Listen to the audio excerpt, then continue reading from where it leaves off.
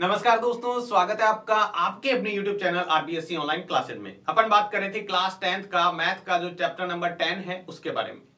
हमारी एक्सरसाइज चल रही थी 10.2 यानी प्रश्नावली 10.2। आज अपन उसके बचे हुए जो सवाल हैं वो करेंगे और इस प्रश्नावली को आज ही हम क्या करेंगे, एंड करेंगे, यानी बचे हुए सवाल कंप्लीट कर लेंगे तो ये हमारी एक्सरसाइज खत्म हो जाएगी। उम्मीद है आप लगातार सीरीज देखते आ रहे हैं तो निश्चित तौर पे आपको इस प्रश्नावली में कोई भी दिक्कत नहीं होने वाली। तो चलिए हम शुरू करते हैं। हमारे नेक्स्ट जो सवाल है, सवाल थोड़ा सा बड़ा है तो थोड़ा सा ध्यान से देखिएगा, पूरा आप ध्यान देंगे तो इस सवाल को अच्छे से समझ पाएंगे। तो चलिए देखते हैं क्वेश्चन क्या है हमारा। पहले प्रश्न को समझते हैं फिर इसको सॉल्व करते हैं। बहुत ही समझने लायक क्वेश्चन है क्योंकि पूरा ध्यान दोगे तो भी आप इसको अच्छे से समझ पाओगे। तो चलिए क्वेश्चन दिया हुआ है, 4 सेमी त्रिज्या वाले एक वर्त के परिगत एक त्रिभुज एबीसी इस प्रकार खींचा गया है, यानी वर्त के बाहर, देखो ये वर्त के बाहर एक त्रिभुज इस प्रकार बनाया गया है कि रेखाखंड बीडी और डीसी, ये बीडी और ये है डीसी, ये क्या है, जिसमें स्पर्श बिंदु डी द्वारा बीसी विभाजित है। ये स्पर्श बिंदु है, लंबाई 8 सेंटीमीटर और 6 सेंटीमीटर। बीडी जो है वो 8 सेंटीमीटर है और डीसी जो है वो 6 सेंटीमीटर है। ये इस प्रकार दिया हुआ है, ये 8 सेंटीमीटर है और ये 6 सेंटीमीटर है। ठीक है, आपको क्या करना है, डायग्राम आपको दिया गया है, ए बी और ए सी मान ज्ञात करना है। पूरा ए बी कितना है, ए सी कितना है, ये हमें ज्ञात करना है। तो चलिए हमें दिया हुआ है, पहले वो लिख लेते हैं। सवाल थोड़ा सा बड़ा है तो फिर से मैं कह रहा हूं ध्यान से देखना है। दिया है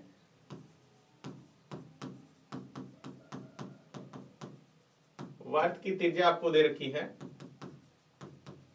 4 सेमी। ठीक है, साथ में आपको दे रखा है बीडी बराबर 8 सेमी तथा डीसी बराबर 6 सेंटीमीटर। ठीक है, आपको यहां पर दिया हुआ है, देखिए यहां पर बीडी लिखा हुआ है, बीडी और डीसी जिसकी लंबाइयां क्रमश है। बीडी जो है ये इस प्रकार है। अब देखिएगा हमें ये ज्ञात करना है, सिद्ध नहीं करना है, इसमें ज्ञात करना है। एक तो हमें ज्ञात करना है ए बी और दूसरा हमें ज्ञात करना है ए सी। ठीक है, तो चलिए हम क्या करते हैं, पहले इसमें थोड़ा सा हम कुछ डायग्राम में ऐड करेंगे, वो हम रचना के अंदर लिख देंगे। ठीक है, देखिएगा मैंने क्या किया, इसको यहां से मिलाया। देखिएगा मैंने क्या किया, यहां से इसको यहां से मिला दिया, इसको यहां से मिला दिया। ठीक है, इसके बाद में मैंने क्या किया, यहां पे इसको नाम दे दिया डी, नाम दे रखा है। इसके बाद में मैंने फिर से मिलाया, यानी इस ओ को मैंने बी से मिलाया, ओ को सी से मिलाया और बिंदु ओ को ए से मिलाया। ठीक है, यहां पर मैंने कुछ नाम दे दिए, यहां पे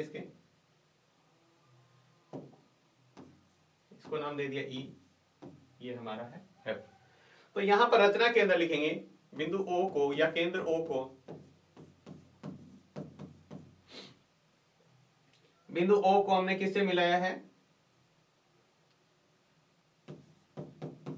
ए बी सी ई तथा एफ से मिलाया, क्योंकि डी से तो पहले मिलाया हुआ है, हमें यहां पर मिला दिया। अब आइए हम देखते हैं इस त्रिभुज का आपको कैसे इस भुजाओं को ज्ञात कर सकते हैं। तो देखिएगा हम पहले ये कहते हैं, अगर वर्त के बाह्य बिंदु से हम स्पर्श रेखा खींचे, ठीक है, वर्त के बाह्य बिंदु से स्पर्श रेखा खींचे और दोनों बराबर है, ये 8 सेंटीमीटर है, तो बीई भी कितनी होगी, 8 सेंटीमीटर, क्योंकि वर्त के बाह्य बिंदु से खींची गई स्पर्श रेखाओं की लंबाई बराबर। इसी तरह यहां पर हमने यहां पर भी एक 6 सेंटीमीटर, तो ये भी कितना होगा, 6 सेंटीमीटर। ए ई आपको नहीं दे रखा है तो हमने इसको मान लिया एक्स, ये एक्स है तो ये भी एक्स होगी, क्योंकि बाह्य बिंदु से दो स्पर्श रेखा, ये ए ई और ए एफ। बी से खींची गई बीई और बीडी, ये दोनों बराबर। सी से खींची गई सी एफ और सी डी, ये क्या होंगे, बराबर होंगे।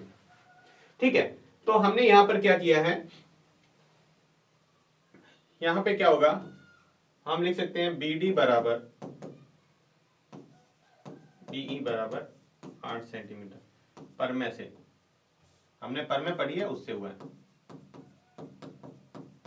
ठीक है, इसी प्रकार हम लिख सकते हैं डीसी बराबर सी एफ 6 सेंटीमीटर, ये भी हमने क्या किया है, पर में से। और हमने ये किया है, माना है ए ई बराबर ए एफ एक्स, ये हमने एक्स मान लिया। अब देखिएगा जरा, हम बात करें यहाँ पे त्रिभुज का क्षेत्रफल की, तो देखिएगा हम त्रिभुज का क्षेत्रफल कैसे निकालते हैं। तो देखिएगा, आपको पता है हीरोन का सूत्र आप पढ़ के हैं 9th क्लास के अंदर। 9th क्लास में सूत्र क्या होता है, हीरोन का त्रिभुज का क्षेत्रफल होता है एस, एस माइनस ए, एस माइनस बी और एस माइनस सी, ये हम पढ़ के हैं। ठीक है, तो इसी सूत्र से हम इसको हल करने वाले हैं। देखिएगा कैसे, तो सबसे पहले हम एस का मान निकालते हैं। यहां हम ले लेते हैं त्रिभुज ए बीसी में एस का मान निकालें तो एस बराबर क्या होता है, ए प्लस बी प्लस सी बटे 2। तो देखिएगा यहां पर ए का मान कितना है, हम पहली भुजा मान लेते हैं हमारी ये वाली भुजा, यहां से पूरा ए बी, या हम इसको ऐसे लिख सकते हैं इस त्रिभुज के लिए A B plus B C plus C D बटे 2। त्रिभुज की भुजाओं ये होगी। तो ए बी का मान देखो, यहां से ए बी का मान 8 और ये एक्स, तो कितना हो जाएगा एक्स प्लस 8, ये ए का मान हो गया। बी का मान देखो, बी सी का मान 8 और 6 कितने हो गए, ये तो सीधा सीधा जोड़ेंगे तो 14 हो जाएगा। प्लस ए सी का मान एक्स प्लस 6, कितना हो जाएगा एक्स प्लस 6 बटे क्या है, बटे हमारा 2 है, बटे कितना है 2। अब इसको हल करें तो सिंपल सा हल कर दे, एक्स और एक्स जोड़ेंगे तो हमारे पास हो जाएगा 2x प्लस 8 और 6 14 और 14 कितने हो गए 28 बटे 2। ये हमारा s का मान है। आप चाहें तो यहां से 2 कॉमन ले लेंगे तो x प्लस 14 बटे 2। ठीक है, ये s बराबर, तो यहां पे देखो 2 से 2 हमारा क्या हो जाएगा, कट जाएगा, और हमारे पास आंसर जो बचेगा वो क्या बचेगा, s बराबर x प्लस 14। ये हमारी समीकरण नंबर 1 होगी। अब यहां से हम निकालते हैं त्रिभुज एबीसी का क्षेत्रफल।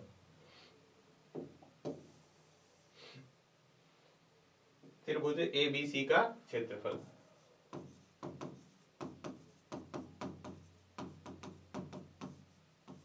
एक बार सूत्र लिख देते हैं, एस माइनस ए, एस माइनस बी और एस माइनस सी, हीरोन के सूत्र से। चलिए मान रखते हैं यहाँ पे, तो s का मान तो अभी अभी मैंने निकाला है, x का मान कितना है x प्लस 14। ठीक है, उसके बाद में हमने क्या किया, हमने यहाँ पे किया है s माइनस ए, x का मान क्या है x प्लस 14, इसमें से क्या घटाने वाले a का मान, a का मान हमारी भुजा ए बी थी जो कितनी थी x प्लस 8, कितनी थी x प्लस 8।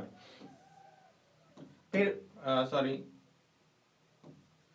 गुणा के अंदर दूसरा मान आएगा x प्लस 14, ये s का मान, इसमें से दूसरी भुजा हमारी क्या थी, पूरा 14 था, बीसी भुजा कितनी थी 14, और फिर हम तीसरी भुजा x प्लस 14 में से हम घटाने वाले हैं c का मान x प्लस 6। देखिएगा हमारी भुजाओं का जो मान था हमने देखा, ये रहा, ये x प्लस 8, फिर ये जोड़ेंगे तो ये 14 हो जाएगी, और ये x प्लस 6, यही हमने तीनों यहां पर घटाया। देखो हमने पहले रखा x प्लस, ये रहा x प्लस 8 घटाया, 14 घटाया इसमें, तो ये हमने मान रखे यहाँ पे। बाकी इसको सॉल्व करेंगे तो हमारे पास क्या आएगा, थोड़ा बड़ा सवाल है, मैं बार बार कह रहा हूँ थोड़ा सा बड़ा सवाल है, तो ध्यान से देखिएगा। ये x प्लस 14 ऐसा कैसा पड़ा है, यहाँ देखिएगा, ये x प्लस 14, यहाँ माइनस के अंदर गुणा करेंगे तो x माइनस का हो जाएगा 8 भी माइनस का। इसी तरह यहाँ पर करेंगे तो x प्लस 14, ये माइनस की गुणा करेंगे तो ये तो दिख ही रहा है माइनस का 14। यहाँ पे करेंगे तो x प्लस 14, इस माइनस के अंदर गुणा होगी तो माइनस का x माइनस का 6। यहां से थोड़ा सा आप एनालाइज करें तो देखिएगा ये क्या है, x प्लस का ये माइनस का कट जाएगा, यहाँ 14 प्लस का माइनस का कट जाएगा, यहाँ x प्लस का माइनस का, तो ये कट गए, और बाकी हम इसको सॉल्व करके और लिख लेते हैं, तो हमारे पास एक छोटा सा आंसर आ जाएगा। इसको सॉल्व करेंगे तो यहाँ क्या बचा, देखो 14 में से 8 जाएंगे तो 6 बचेंगे, ठीक है, माइनस का है ना, कट जाएगा, x बचा है यहाँ पर, और यहाँ देखो 14 में से 6 घटाएंगे तो कितना बचेगा 8। इसको मल्टीप्लाई करा के और हम एक आंसर निकाल लेते हैं। ठीक है, क्या बचेगा, पहले संख्या को 6 को 8 से गुणा करो 48 x, और ब्रैकेट में बचा हुआ है x प्लस 14। ये है हमारा त्रिभुज एबीसी का क्षेत्रफल।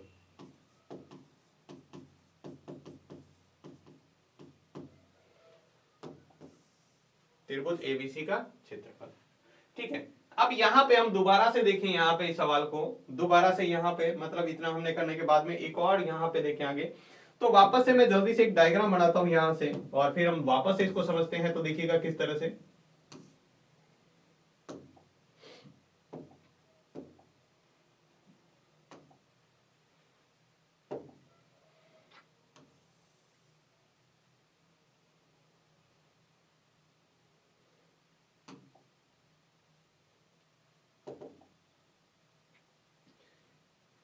नॉर्मली एक फ्री हैंड डायग्राम बना लेते हैं जल्दी से।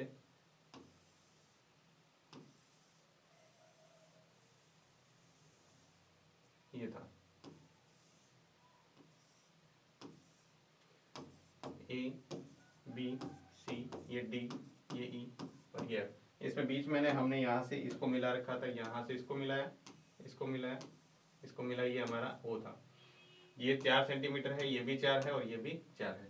अब देखिएगा हम बात करते हैं, दोबारा से सवाल को शुरू करते हैं और दोबारा से हम क्या करते हैं, अब आप ये तरीके से भी कर सकते हो कि त्रिभुज ए बी सी का क्षेत्रफल बराबर, हमारे पास देखो 3 त्रिभुज बन रहे हैं। एक बन रहा है हमारा ए ओ बी, दूसरा बन रहा है बी ओ सी और तीसरा बन रहा है ए ओ सी। इन 3 भागों में भी तो आप कर सकते हैं। देखिएगा जरा इस तरह से, यानी एक त्रिभुज है, इस त्रिभुज का क्षेत्रफल निकालने के लिए हमने यहाँ 3 त्रिभुज बनाए, एक नंबर ये, दूसरा ये, तीसरा। अगर इन तीनों त्रिभुज का अलग अलग क्षेत्रफल पता चल जाए तो हम इसको जोड़ के निकाल सकते हैं। सवाल थोड़ा सा मैं बार बार कह रहा हूं बड़ा है तो इससे, तो हम क्या निकालेंगे, त्रिभुज ए ओ बी का क्षेत्रफल प्लस त्रिभुज बी ओ सी का क्षेत्रफल प्लस त्रिभुज ए ओ सी का क्षेत्रफल। यानी ये वाला भाग पहला हो गया। मैं यहाँ पर 3 अलग अलग आपको क्षेत्र बता देता हूं थोड़ा सा डार्क करके, ताकि आप समझ में आ जाए। पहला हमारा ये वाला भाग है, ये वाला क्षेत्रफल, ठीक है। दूसरा हमारा ये है, और तीसरा हमारा ये है। ये 3 त्रिभुज है, इन तीनों का क्षेत्रफल निकाल के हम जोड़ देंगे तब भी हमारे पास आंसर वही आने वाला है। तो चलिए हम अलग अलग क्षेत्रफल निकालते हैं। आपको पता है त्रिभुज का क्षेत्रफल का सूत्र क्या होता है, 1/2 इंटू आधार इंटू ऊंचाई। तो ये सूत्र हम सब में लगाने वाले। पहले ये रहा, तो इसका आधार कौन सा होगा, आपको पता है ये 8 था, ये भी 8, ये 6, ये भी 6 और ये x, ये भी x। तो ये टोटल कितना हो जाएगा, x प्लस 8। ये कितना हो जाएगा, 8 प्लस 6 यानी 14। और ये कितना हो जाएगा, x प्लस 6। तो ये हमारे क्या है, आधार है। तो पहला हमारा हो गया 1/2 इंटू आधार कितना है, x प्लस 8 इंटू ऊंचाई कितनी है, 4। ये ऊंचाई है इसकी, ये वाली ऊंचाई है, सब में ये ऊंचाई है, ठीक है। जहां पर लंब बनता है इस भुजा पर वो क्या होती है, ऊंचाई। प्लस दूसरा त्रिभुज है 1/2 इंटू आधार कितना है, आपकी बार 14 इंटू ऊंचाई कितनी है, ऊंचाई 4, प्लस फिर से 1/2, इसका आधार कितना है, x प्लस 6 इंटू ऊंचाई कितनी है, 4। अब यहां हम देखें तो सब में ये 2 कट रहा है, ये 2 आ जाएगा, ये 2 कटेगा तो ये 2 आ जाएगा, ये 2 कटेगा तो ये भी 2 आ जाएगा। इसको सॉल्व करें तो हमारे पास आंसर क्या आने वाला है, ये आ जाएगा x प्लस 8 प्लस, सॉरी ये 2 बचा है, 2 के अंदर गुणा करेंगे तो 2x प्लस 16। यहां पर करेंगे तो ये 2 की 14 दूनी 28 प्लस इसकी भी 2 के अंदर गुणा करेंगे तो 2x प्लस 6 दूनी 12। इसको जोड़ लेते हैं, 2x और 2x कितने हो गए, 4x। इनको जोड़ लेते हैं, यहां पर 12 और 28 कितने हो गए, 40, 40 और 16 कितने हो गए, 56। यहां पर आपके पास 4 कॉमन ले ले तो कितना बचेगा, यहां से 4 कॉमन आ जाएगा, x प्लस 14। ये हमारा क्या आ गया, त्रिभुज ए बी सी का क्षेत्रफल पूरे का, क्योंकि तीनों का क्षेत्रफल हमने अलग अलग निकाल के जोड़ा है। ये हमारी हो गई समीकरण नंबर 2 कह देते हैं, 3 कह देते हैं, और एक हमने यहां पर समीकरण निकाली थी, ये रही समीकरण हमारी 2। ये भी त्रिभुज एबीसी का क्षेत्रफल है और वो भी त्रिभुज एबीसी का क्षेत्रफल है। दोनों को कंपेयर करें तो यानी अंडर रूट के अंदर 48x प्लस x प्लस 14 ये मान और ये दोनों मान क्या होंगे, बराबर। क्यों होंगे बराबर, क्योंकि दोनों का क्षेत्रफल हमने एक ही चीज का क्षेत्रफल है और एक ही चीज का क्षेत्रफल किसी भी तरीके से निकालो बराबर होगा। तो वो हमारी समीकरण नंबर थी 2। तो समीकरण 2 व 3 से। अगर ये बराबर है तो वो हमारा था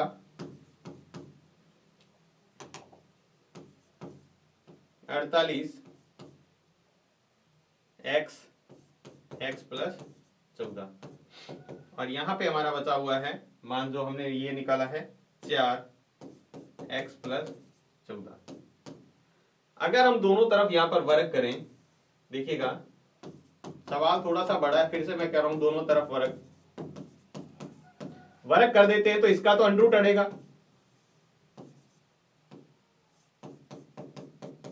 इसका तो क्या हो गया अंडर रूट अट गया। यहाँ पे क्या हो जाएगा, इसका वर्ग हो जाएगा, 4 का वर्ग कितना हो जाएगा 16 और इसका हो जाएगा x प्लस 14 का स्क्वायर, x प्लस 14 का स्क्वायर।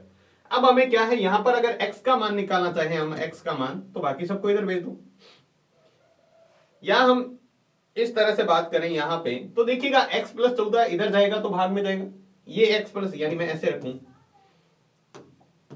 48x बराबर 16 x प्लस 14 का स्क्वायर और यहाँ x प्लस 14, ये भाग में था तो इससे गया तो एक पावर कट जाएगी और एक रह जाएगी, x प्लस 14 रहेगा। अब इसको सॉल्व कर लो आप, अब इसको सॉल्व करेंगे तो यहाँ पर तो बचा हुआ है 48x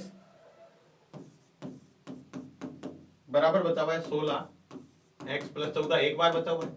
अब 16 को इधर लाओ तो कितना हो जाएगा, 16 इधर आया भाग में तो 16 3 कितना हो गया 48, यानी 3x बराबर x प्लस 14। 3x को इधर लाए तो माइनस के अंदर x, तो 2x बराबर कितना आ गया 14, तो x बराबर कितना आ गया 7, x बराबर कितना आ गया 7। अब x का मान आते ही हमारे पास भुजा आ जाएगी, क्योंकि हमारी जो भुजा थी हमने क्या मान रखी थी, हमारी ए बी भुजा थी,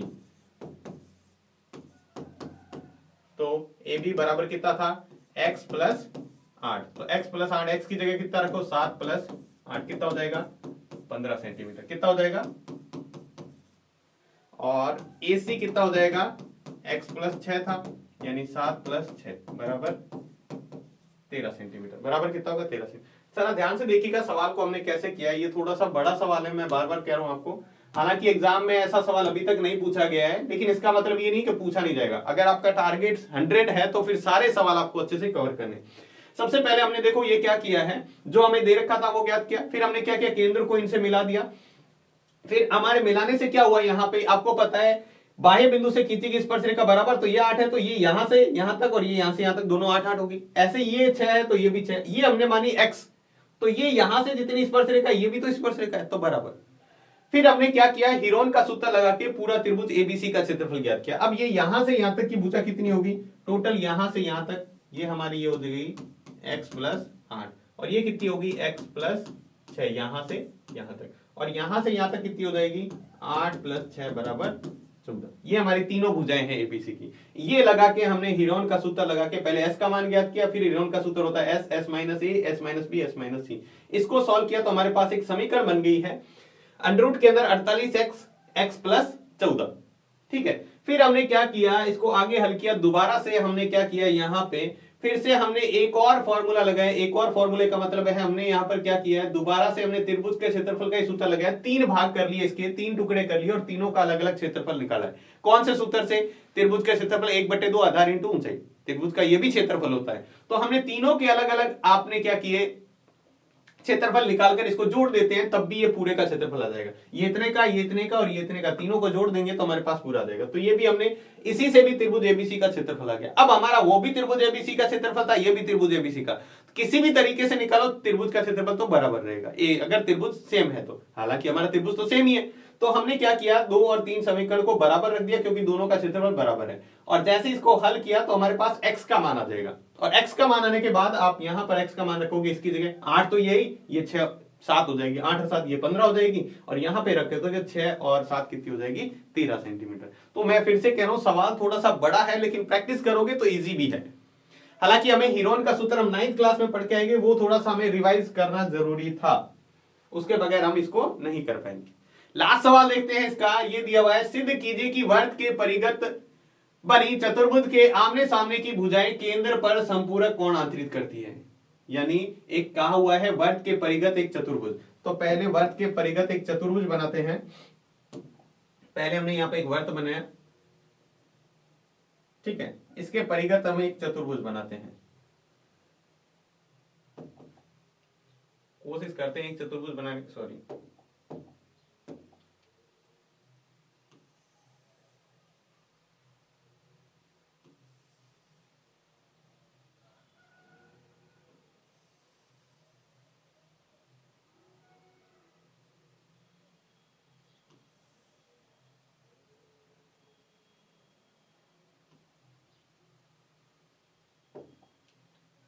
ये हमने इसके एक परिगत चतुर्भुज बना लिया है, ठीक है, जिसको हमने नाम दे दिया।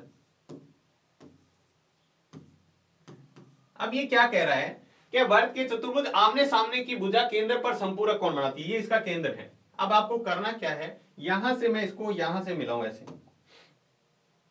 इसको मैं यहां से मिलाऊं ए से, और इसको यहां से मिला बी से। ये जितना कोण बन रहा है सामने वाली भुजा पर भी उतना ही कोण ये बन रहा है, ये आपको बताना है। यानी ये वाला कोण और ये वाला कोण आप जोड़े तो 180 डिग्री, संपूरक का मतलब 180 डिग्री होता है। दूसरा, आप अगर इस कोण को और इस कोण को जोड़े तब भी क्या है, आपका संपूरक कोण आना चाहिए, 180 आना चाहिए। ये हमारा केंद्र O है, हमारा केंद्र क्या है, O है। तो इसके लिए हमें फिर से थोड़ा सा हमें क्या करना पड़ेगा, सवाल को देखिएगा। हम क्या करते हैं, यहाँ पे हमने क्या किया, ये जो केंद्र है इसको यहां से मिला है, ये हमारा स्पर्श बिंदु है, ये भी स्पर्श बिंदु है, ये भी हमारा स्पर्श बिंदु है, ये भी स्पर्श बिंदु है। इसको हमने नाम दे दिया P, Q, ये R, ये S। अब हमने क्या किया, इनको स्पर्श बिंदुओं को आपस में मिलाया। यहाँ पर ये देखिएगा, इसको यहां से मिला दिया, यहां से मिला दिया, ये मिला दिया, ठीक है। और ये हमारा केंद्र O है ही। अब मैंने क्या किया, इसके कोणों के नाम अपनी तरफ से नाम दे दिए इसको।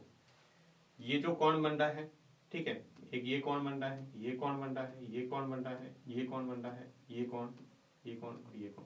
यहां से स्टार्ट किया मैंने 1 2 3 4 5 6 7 8, ये क्या है, ये कोण दिया, ठीक है। तो आपको सबसे पहले जो दिया हुआ है वो लिख लेते हैं। बहुत ये छोटा सा सवाल है और ज्यादा बड़ा नहीं, ये पूछा जा सकता है आपसे। दिया हुआ क्या है, वर्त के परिगत एक चतुर्भुज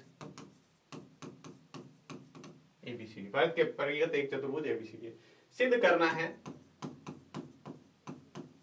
सिद्ध आपको क्या करना है कि कोण AOB प्लस कोण COD बराबर 180 डिग्री और कोण AOD प्लस कोण BOC बराबर 180 डिग्री हमें सिद्ध करना है। रचना के अंदर हमने क्या किया है, रचना के अंदर O को, जो O है उसको हमने क्या किया है, P Q R S से मिलाया, P Q R S से मिलाया। अब हमें पता है कि वर्त के बाह्य बिंदु से, अब देखिएगा बार बार हम ये कह रहे हैं, वर्त के जब बाह्य बिंदु से स्पर्श रेखा खींचते हैं तो ये जो स्पर्श रेखा होती है वो केंद्र पर बराबर कोण बनाती है, यहां से उसको मिलाने वाली रेखा। अब यहां से 2 स्पर्श रेखा है तो ये कोण 1 और कोण 8 क्या होंगे, बराबर। देखिएगा, हम दोनों त्रिभुज लेके आप समरूप सिद्ध कर सकते हो, इससे दोनों त्रिभुज समरूप होंगे तो हमारा क्या है, कोण ये क्या हो जाएगा, बराबर। हम पहले पढ़ चुके हैं, हम जानते हैं, ये लिख सकते हो,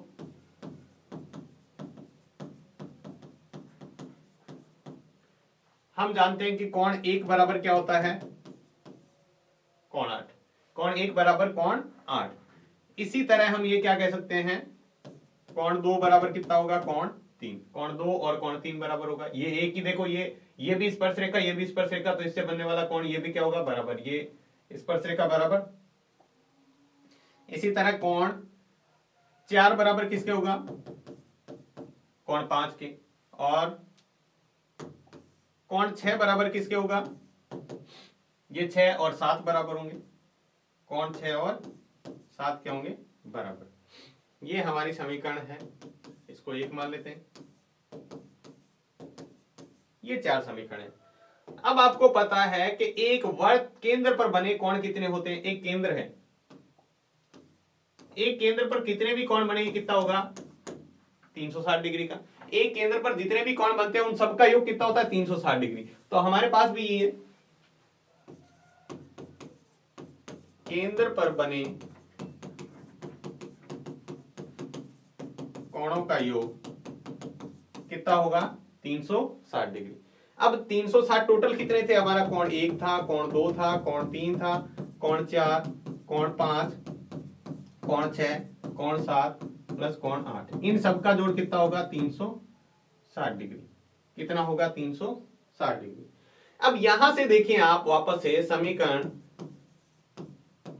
1, 2, 3 व 4 से मान रखने पर क्या करते हैं, हम मान रखते हैं।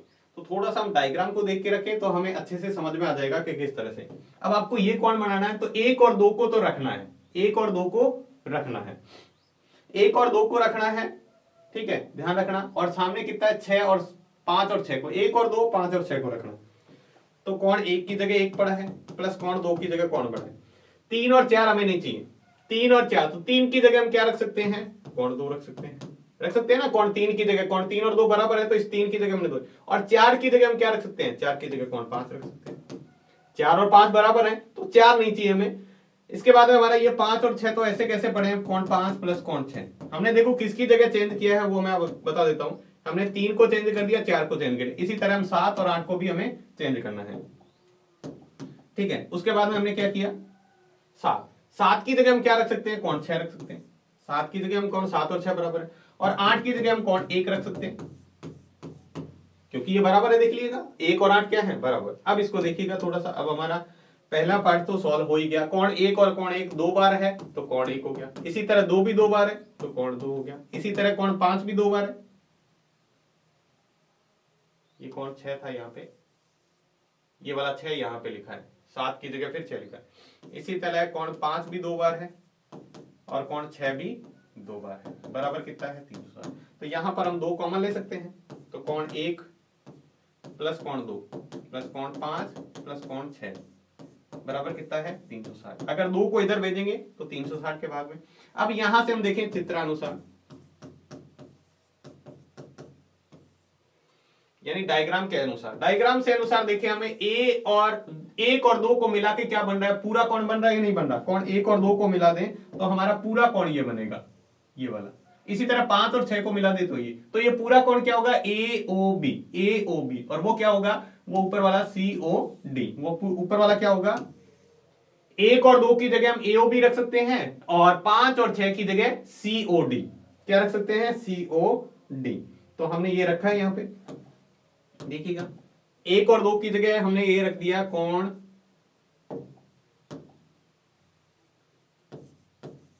AOB, इसकी जगह हमने क्या रख दिया 5 और 6 की जगह COD बराबर 360। ये 2 इधर गुणा में था, इधर गया तो भाग में। अब 360 में 2 का भाग देंगे तो हमारे पास क्या आ जाएगा, AOB प्लस कोण COD बराबर 180 डिग्री। अब आपको दोबारा से सॉल्व करने की जरूरत नहीं है, आप लिखेंगे इसी प्रकार। अब वो दूसरा भी आप इसी प्रकार लिख के कोण जो है AOD प्लस कोण DOC बराबर भी 180 डिग्री हो जाएगा, उसको आपको करने की जरूरत नहीं है। ये हमारा जो था वो लाइन लिख सकते हैं आप। अतः चतुर्भुज के चारों भुजाओं द्वारा केंद्र पर चतुर्भुज की आमने सामने की भुजा द्वारा केंद्र पर आंतरिक कोण क्या होते हैं, संपूरक कोण होते हैं। संपूरक का मतलब 180 डिग्री। तो देखिएगा हमने कैसे किया, ये तो बहुत आसान सा सवाल है और पूछा भी जाता है, ऐसा सवाल कई बार पूछा भी गया है, तो ऐसा नहीं है कि ये बड़ा सवाल नहीं है, ये आसानी से कर पाएंगे। तो देखिएगा सबसे पहले वर्ग के चतुर्भुज बाहर बना हुआ है, हमें सिद्ध करना है कि आमने सामने की भुजाओं द्वारा केंद्र पर आंतरिक कोण है वो क्या है, बराबर है।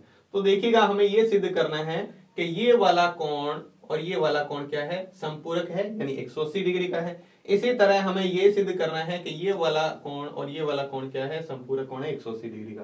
तो इसके लिए हमने क्या किया है, थोड़ा डायग्राम को इस अनुसार बनाया कि हम आसानी से सॉल्व कर पाए। हमने इस सभी को यहाँ पर क्या स्पर्श बिंदुओं को मिला दिया, और आपको पता है वर्त के बाह्य बिंदु से जब स्पर्श रेखा खींचते हैं तो उन स्पर्श रेखाओं को मिलाने वाली जो बीच वाली रेखा होती है, ठीक है, ये बीच वाली रेखा जो उसको केंद्र से मिलाती है, वो आपस में क्या करती है, उनको 2 बराबर कोणों में विभाजित करती है। ठीक है, तो यहाँ पे 1 और कोण 8 क्या होंगे, बराबर। इसी तरह 2 और 3 बराबर, 4 और 5 बराबर, 6 और 7 बराबर, 8 और 1 बराबर। ये हमने यहाँ पर रख लिया। आपको पता है केंद्र पर बने सभी कोणों सॉरी एक वर्त पर बने सभी कोणों का योग कितना होता है, इन सबको जोड़ दें, एक पूरा वर्त बनेगा और एक पूरा वर्त आपको पता है 360 डिग्री का होता है। तो हमने यहाँ पर रखा कि ये चारों कोण पहले आपस में जो जो बराबर थे उसको बराबर लिखा, फिर कहा केंद्र पर बनने वाले एक बिंदु पर बनने वाले, केंद्र नहीं है यहाँ पे बिंदु लिखेंगे,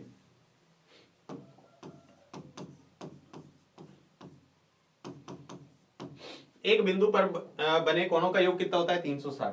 तो हमने यहाँ पर क्या किया, सभी कोणों को जोड़ लिया, तो जैसे सॉरी हाँ सभी कोणों को जोड़ लिया तो हमारे पास 360 है। अब सब कोण को हमने 1 2 3 4 से मान रखा, 1 और 2 तो हमें चाहिए, ये तो हमें उत्तर में लाने हैं, तो ये तो हमें रखने हैं। देखो ये रहना चाहिए हमारा और ये रहना चाहिए, सॉरी ये रहना चाहिए, बाकी को हम क्या करेंगे मान रख के उसका दूसरा, जिसके बराबर है उसका मान रख। 3 अब देखो 2 के बराबर है 3 की जगह 2 रख दिया, 4 5 के बराबर है 4 की जगह 5, 7 6 के बराबर है तो 7 की जगह 6 रख दिया, 8 1 के बराबर है तो 8 की जगह। अब ये सारे कोण 2 2 बार हो गए, देखो एक ये रहा एक ये रहा, ये 2 बार है, ठीक है। इसी तरह ये 2 ये 2, इसी तरह 5 ये 5, इसी तरह 6 और ये 6, ये क्या है दोनों बराबर बराबर, सब 2 2 बार है, 2 हमने कॉमन लिया, इधर 360। अब हमने देखा चित्र के अनुसार 1 और 2 को जोड़ते हैं तो कोण योग भी बनता है, और 5 और 6 को जोड़ते हैं तो सीओडी बनता है, और इधर 2 गुणा में इधर जाएगा तो भाग में, एक 360 में 2 का भाग दिया 180, यानी एओबी और सीओडी का जोड़ कितना है 180 डिग्री, यानी संपूरक कोण है। इसी तरह हम दूसरे पार्ट को भी लिख सकते हैं। तो ये थी आपकी पूरी 10वीं प्रश्नावली, उम्मीद है आपको अच्छे से समझ में आ गई होगी। फिर भी अगर कोई डाउट है तो आप कमेंट बॉक्स में लिखकर बता सकते हैं। अगर आपको ये वीडियो अच्छा लगा है तो इसको लाइक कीजिएगा। आपको ये समझ में अच्छे से आ रहा है या नहीं आ रहा है ये आप कमेंट में लिखकर जरूर बताइएगा। तो आज की वीडियो में बस इतना ही, मिलते हैं नेक्स्ट वीडियो में एक अलग टॉपिक के साथ, अलग प्रश्नावली के साथ, अलग चैप्टर के साथ। तब तक के लिए धन्यवाद।